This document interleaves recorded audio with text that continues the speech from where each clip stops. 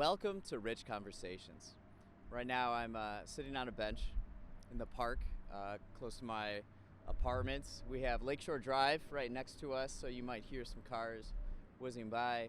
Um, what I thought we would do is some more experimentation. I really enjoyed doing the last episode 200, the solo one, where I just asked questions to myself and then kind of answer them. I think it's fun. And I ask questions that I ask other guests. But what I thought I would start doing, and we'll try to do these episodes at the beginning of the week, is I'll answer questions from past guests that I've had on. So I'll reach out to them and they'll provide me with some questions that they want to know. And we're just going to roll with it, see what happens. So this first episode, the questions are provided by Dr. Dave, who is a historian. He's been on the podcast 3 times. Episode 25, 46, and 109. And let me see, I have it here. He wrote them down for me on a napkin.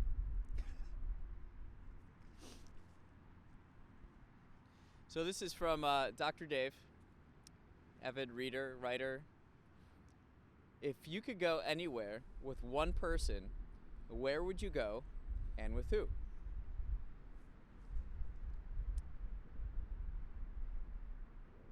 So I was thinking about this, and it actually didn't take me too long to come up with an answer. I would go to London with Paul McCartney. I think that would be so much fun for me.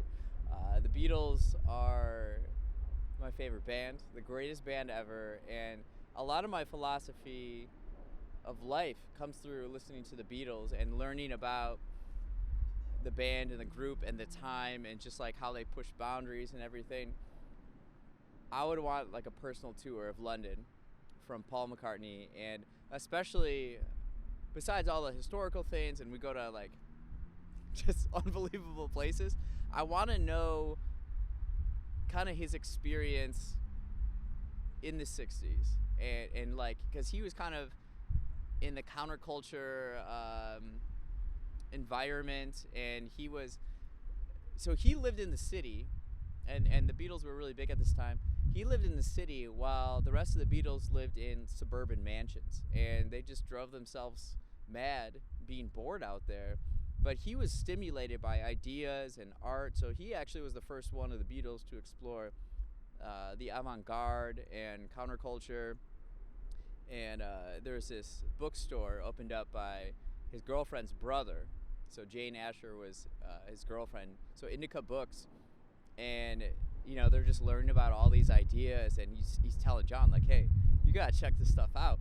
So I would want to I would want to be shown around to those areas that were important to him when he was blossoming with ideas and creativity in the 60s.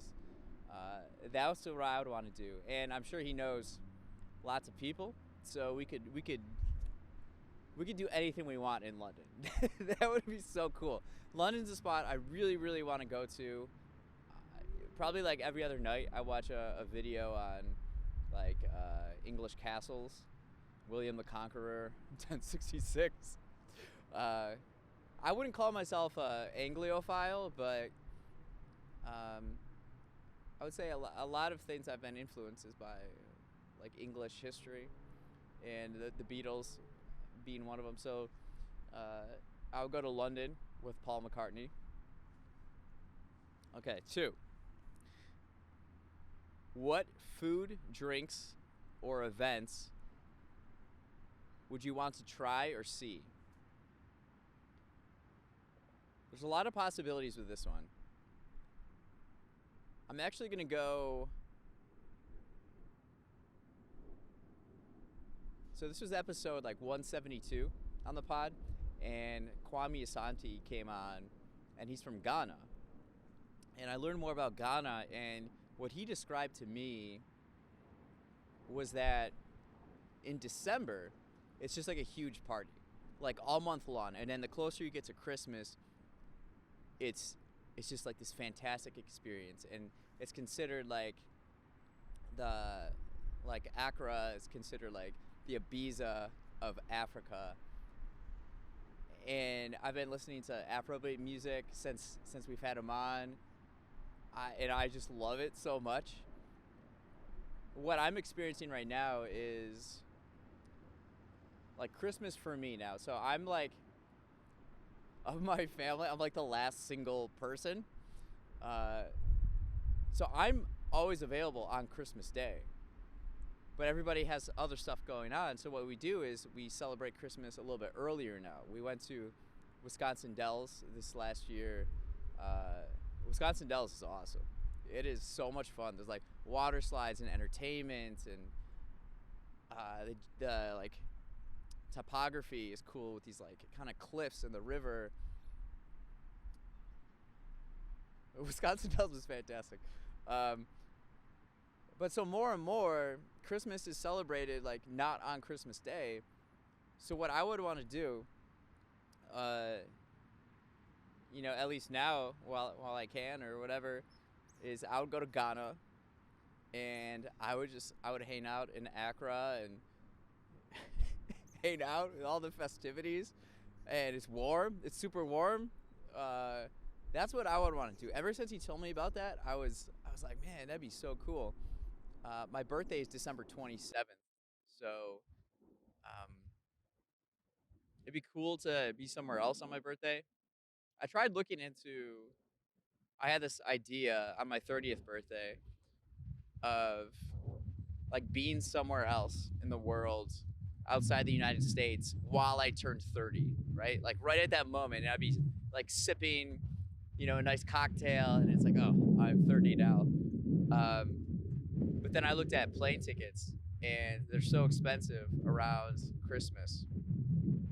So I didn't do that. Instead, I went to a Milwaukee Bucks game with my little brother and two of my best friends, and then we hit up Milwaukee afterwards, and that was a lot of fun. But still, I'd want to try it. So Ghana in December. We have one last one. So these solo episodes will be comprised of between like 3 to 5 questions. And it's a little chilly here in March, so it's good that we only have 3 right now. I'm outside here in the park. The last one is, how would you quantify your growth as a content creator and a person with 1 to 2 sentences? Now, Dr. Dave has known me since like 2019, so he's really seen the progress and the effort I've put into pursuing my curiosity, and I'd probably quantify, like measure it, 1 to 2 sentences. It's incalculable. It's immeasurable, because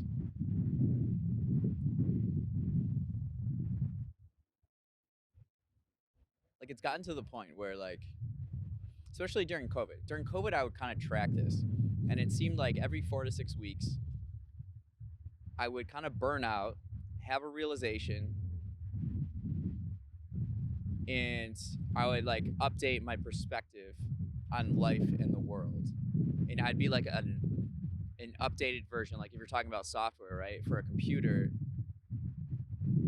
it's like, okay, now I have better software to help me navigate the world. Every 4 to 6 weeks, this would happen.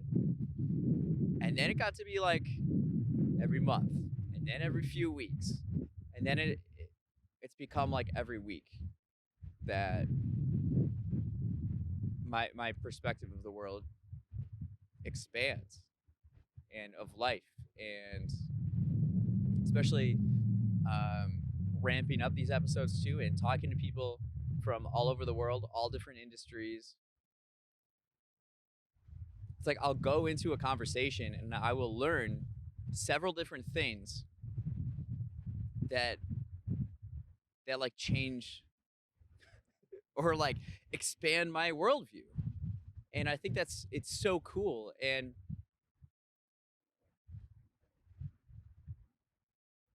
when you're starting off, like wanting to live a better life, that's the hardest part is like starting. And to me, the advice I would give is just follow your curiosity. Just follow the stuff that you're just so curious about and you just want to learn more and more about it.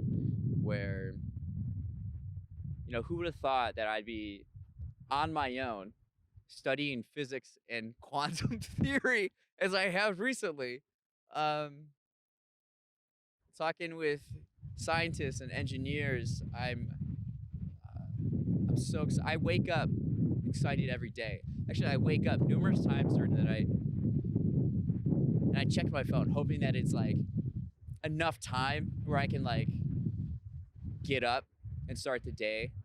So it'll be like 2:38. I'm like, oh man, I gotta sleep for a little bit longer. Um, getting bad, getting poor sleep because you're so excited to wake up the next day. That's, I feel like, a place you want to be at in life, and that's where I am right now.